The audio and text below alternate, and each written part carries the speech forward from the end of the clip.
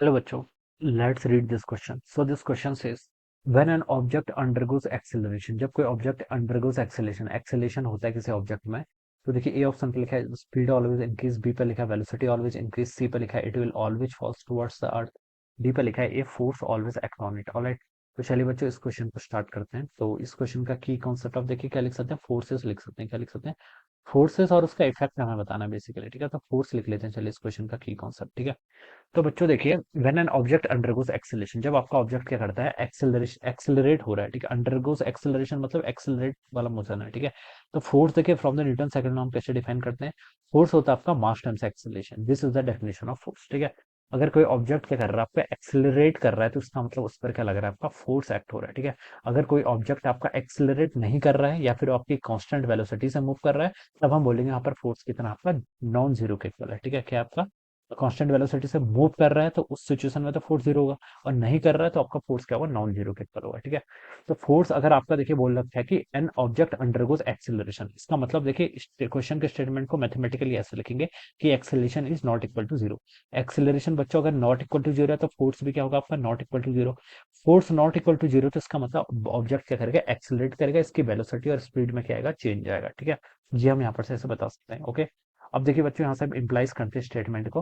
When an object undergoes acceleration, A statement पे लिखा है इट्स स्पीड ऑलवेज इंक्रीजेस, इसकी स्पीड ऑलवेज इंक्रीज होगी. ठीक है, तो ये आपका स्टेटमेंट देखिए रॉन्ग ही होगा. ठीक है, this statement is wrong. When an object undergoes acceleration, ठीक है, एक्सेलरेशन हो रहा है तो उसकी स्पीड आपकी ऑलवेज इंक्रीज करेगी. ये स्टेटमेंट ऑलवेज ट्रू नहीं है. ठीक है, अगर देखिए आपकी मान लीजिए ऑब्जेक्ट की स्पीड इस डायरेक्शन में, कोई ऑब्जेक्ट है मान लीजिए, ठीक है, दिस इज एन ऑब्जेक्ट, ये आपका इस डायरेक्शन मूव कर रहा है, इस पर आपका फोर्स ऐसा लग रहा है. ठीक है, दिस इज अ फोर्स. तो ये फोर्स क्या करेगा, इसको रिटार्डेशन देगा. ठीक है, क्या देगा इसको, रिटार्डेशन. तो इसकी स्पीड या फिर वेलोसिटी क्या करनी चाहिए, डिक्रीज करनी चाहिए. ठीक है, अगर क्वेश्चन में ऐसा बोला होता है कि अगर एक्सेलेशन और स्पीड या फिर वेलोसिटी की डायरेक्शन सेम है, तब हम बोल सकते थे कि इसकी स्पीड या वेलोसिटी ऑलवेज क्या करेगी, इंक्रीज करेगी. लेकिन अगर वेलोसिटी और फोर्स की डायरेक्शन अपोजिट है, तो इस सिचुएशन में जरूरी थोड़ा है कि ऑलवेज स्पीड इंक्रीज करेगी.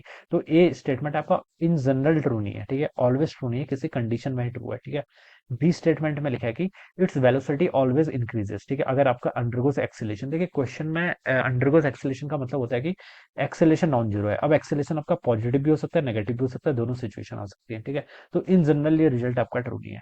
ठीक है, बी ऑप्शन पे लिखा है कि इट्स वेलोसिटी ऑलवेज इंक्रीजेस. तो अगेन ये भी आपका रॉन्ग हो जाएगा. जैसे आपका फर्स्ट ऑप्शन रॉन्ग था, वैसे हम बता सकते हैं कि अगर वेलोसिटी और फोर्स की डायरेक्शन अपोजिट होगी, ठीक है, फोर्स आपका नॉन जीरो है, लेकिन वेलोसिटी की डायरेक्शन क्या है, लेफ्ट की, राइट की तरफ, और फोर्स क्या लग रहा है, लेफ्ट की तरफ, तो इस सिचुएशन में इसकी वेलोसिटी क्या करनी चाहिए, डिक्रीज करनी चाहिए. तो बी स्टेटमेंट रॉन्ग. सी पर क्या लिखा है, it it always fall towards the अर्थ. ठीक है, तो ये भी रॉन्ग है. ऑलवेज फॉल क्यों करेगा, ये तो तभी करता है जब आपका एक्सेलेशन ड्यू टू ग्रेविटी के कारण एक्सेलेशन आता है.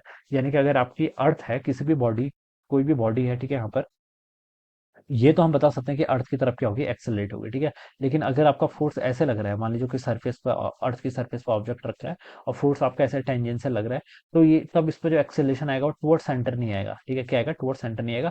जो डायरेक्शन फोर्स की वही इसका एक्सेलेशन की डायरेक्शन. ऑलवेज फॉलिंग टुवर्ड्स अर्थ, ये रॉन्ग है. ये ट्रू कब है, जब आपका ग्रेविटी का फोर्स लगा होगा, तभी कंडीशन में ट्रू है. डी पे लिखा है कि if force always act on it, तो ये वाला स्टेटमेंट करेक्ट होगा. ठीक है, अगर कोई ऑब्जेक्ट एक्सेलरेट कर रहा है, ठीक है, तो उस पर फोर्स आपका ऑलवेज लग रहा होगा. ठीक है, तो इसका ये आपका मोस्ट अप्रोप्रिएट आंसर रहेगा. कौन सा, डी वाला option, A force always act on it. ठीक है, तो डी ऑप्शन क्या होगा इसके यहाँ से करेक्ट आंसर होगा. ठीक है, तो ऑप्शन डी क्या होगा इसके करस्पॉन्डिंग राइट आंसर. सो बच्चों, हम लिख सकते हैं कि option D will be correct. So I hope you are understood this concept. All the best and thank you so much.